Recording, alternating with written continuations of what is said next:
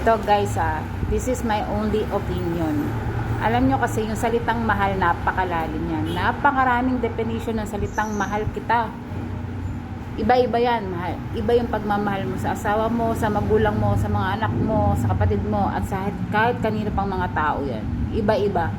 Pero kapag talaga kasi yung salitang mahal, nandoon sa taong yan na kinakasama mo, parang kahit anong panloloko, kahit anong pangkikit ang ginawa sa'yo, kaya mapagbigyan no? Pero at the end of the day, pagkatapos nun meron bang relasyon na naging masaya?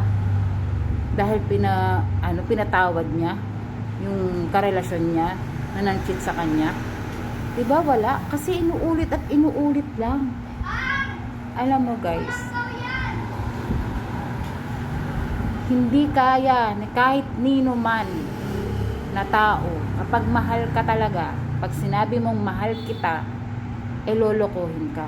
Kaya ka niloloko kasi hindi ka mahal. Wake up guys. Once na nagloko na at gumawa na ng kalokohan, naghanap na ng iba, bitawan nyo na agad. Huwag nyo nang bigyan ng second chance kasi alam nyo, uulitin lang yan. Kasi hindi kayo mahal niya. Huwag kayong maniwala sa sinasabi niya na magbabago ako para sa relasyon natin. Huwag. Pero ang hirap kasi, no?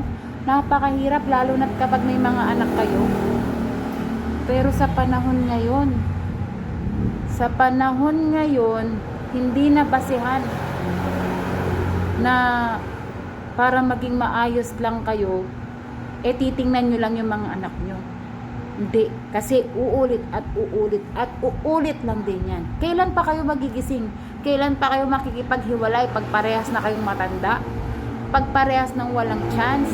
Kasi guys, hanggat maaga at ganun ang ginawa sa inyo, napakarami pang chance.